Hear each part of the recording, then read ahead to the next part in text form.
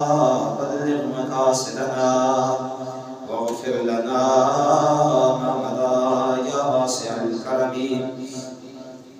اللہ رب العالمین احکم الحاکمین جل جلالہ و من والہ کی حمد و ثنا کے بعد آقا نامدار سرور عالم نور مجسم رحمت دو عالم شفیع معظم صلی اللہ تعالی علیہ وآلہ واصحابہ وسلم برگاہ بے کس بنا میں ہدیہ عقیدت و محبت پیش کرنے کے بعد میرے نہایت واجب الاحترام بزرگوں دوستو، اللہ رب العالمین احکم الحاکمین جل جلالہ و من والہ کے فضل و کرم اور فضل و احسان کے ساتھ ہم سب لوگ جمعہ شریف کی حاضری کے لیے مسجد پاک میں حاضر ہیں.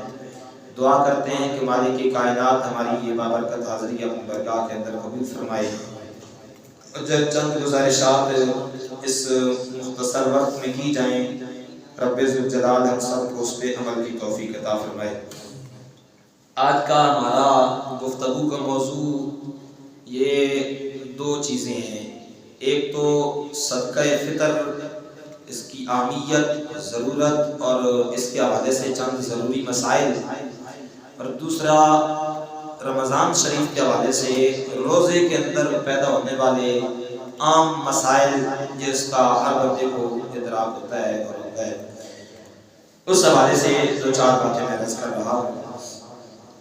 جو آیت پاک میں نے قرآن مجید کی تلاوت کی، بنیادی طور پر یہ سورہ پاک سورہ توبہ ہے، اور سورہ توبہ کے اعتبار سے یہ وہ صورت ہے جس سورہ پاک کے اندر اللہ کریم نے سب سے زیادہ جنگ کے احکامات نازل کیے ہیں، جنگ کے حوالے سے احکامات نازل کیے ہیں.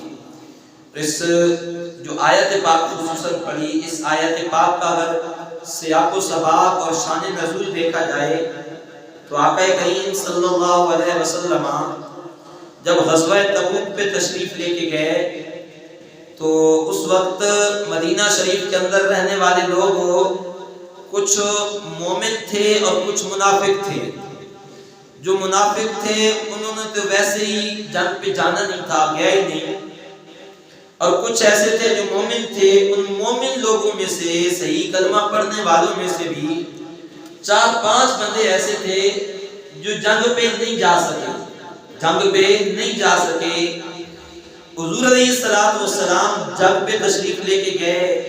اللہ کریم نے غزوہ تبوک پہ فتح عطا فرمائی. حضور علیہ السلام واپس تشریف لے آئے. اب جب واپس آئے، جو منافق لوگ تھے وہ طرح طرح کے بہانے کرنے لگے. یا رسول اللہ، ہماری یہ پریشانی تھی، اس وجہ سے ہم نہیں جا سکے. کوئی کہتا ہے یا رسول اللہ ہماری یہ پریشانی تھی، میں نہیں آ سکا. کوئی کہتا ہے گھر کے معاملات ایسے تھے، میں نہیں آ سکا. کوئی کہتا ہے میرے مالی معاملات ایسے تھے کہ میں نہیں آ سکا.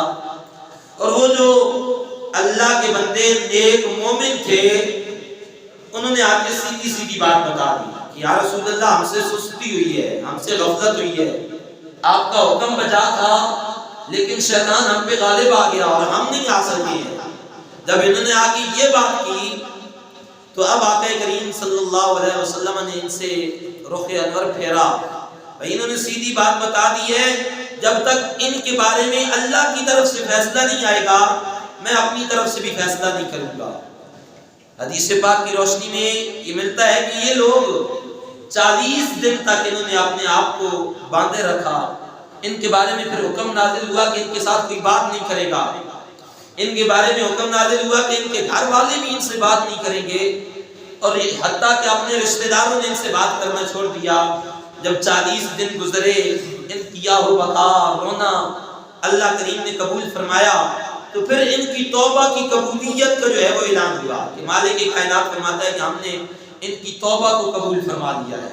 اور پھر جب ان کی توبہ قبول ہوئی تو یہ لوگ خوشی کے ساتھ کچھ صدقہ لے کے آئے، کچھ خیرات لے کے آئے حضور علیہ السلام کی بارگاہ ناز میں.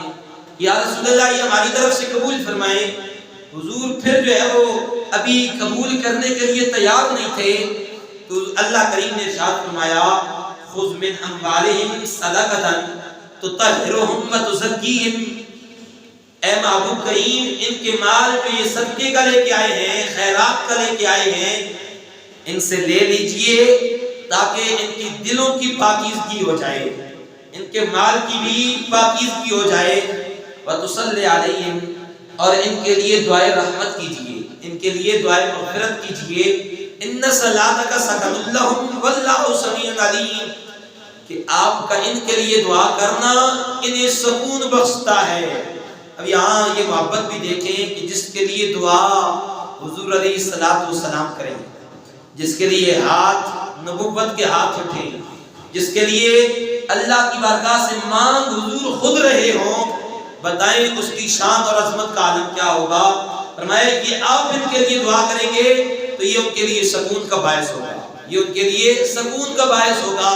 تو آقا کریم صلی اللہ علیہ وسلم نے ان سے وہ صدقہ لیا اور غریب و مسکینوں کے اندر تقسیم کیا۔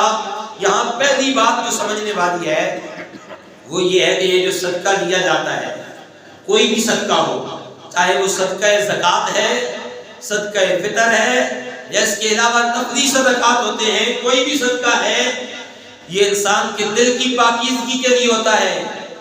چونکہ انسان فطرتی طور پر مال سے محبت کرتا ہے، مال کو چاہتا ہے، مال کو دیکھتا ہے، جب اپنے مال میں سے نکالے گا، اپنے مال میں سے اللہ کے راستے میں خرچ کرے گا، اپنے مال میں سے اللہ کو دے گا، تو اللہ کریم اس کے مال کو قبول فرما کے دل کے اندر جو غلاظتیں اٹھتی ہیں، نفس جو انسان سے کنٹرول نہیں ہوتا، مالک کائنات اس نفس کی پاکیزگی فرماتا ہے اس صدقہ کے ذریعے۔ دوسری آیت پاک ہے، اللہ کریم نے قرآن مجید کے اندر ارشاد فرمایا قد افلح من تزکا وذکر اسم ربہ فصلی، تحقیق وہ آدمی کامیاب ہو گیا، من تزکا، جس نے اپنے نفس کو اور جس نے اپنے دل کو مال خرچ کر کے پاکیزہ کیا، وذکر اسم ربہ فصلی، اور اس کے ساتھ ساتھ اپنے رب کے نام کے ساتھ رب کا ذکر کرتا رہا، فصلی، نمازیں پڑھتا رہا، اللہ کریم اس کو جو اپنی بارگاہ کا قرب خاص اور فلاح اور کامیابی کا سرٹیفکیٹ عطا فرماتا ہے کہ یہ بندہ کامیاب ہو گیا۔ اب یہاں یہ دیکھیں، یہ بعد اوقات کہ ہم پہلے زکوٰۃ ادا کرتے ہیں، اس کے بعد رمضان شریف کا مہینہ آتا ہے تو صدقہ فطر کا اعلان کیا جاتا ہے، تو یہ چیزیں ایسی نہیں ہیں کہ جن کو بس پشت بندہ ڈال دے، یہ وہ چیزیں ہیں جن کا حکم اللہ کریم نے قرآن مجید کے اندر اس لیے نازل فرمایا کہ جو انسان زندگی گزار رہا ہے، انسان کی زندگی گزر رہی ہے، اس زندگی کے اندر یہ اپنے رب کو راضی کرنے کے لیے عبادت بھی کرے، پیشانی بھی جھکائے، آگے نمازیں بھی پڑھے، اور جیسے ہم نے رزق دیا ہے، پاکیزہ رزق دیا ہے، اس پاکیزہ رزق میں سے اپنے رب کے نام پہ خرچ بھی کرتا رہے، خرچ کرتا رہے۔ اور پھر یہاں حدیث پاک ہے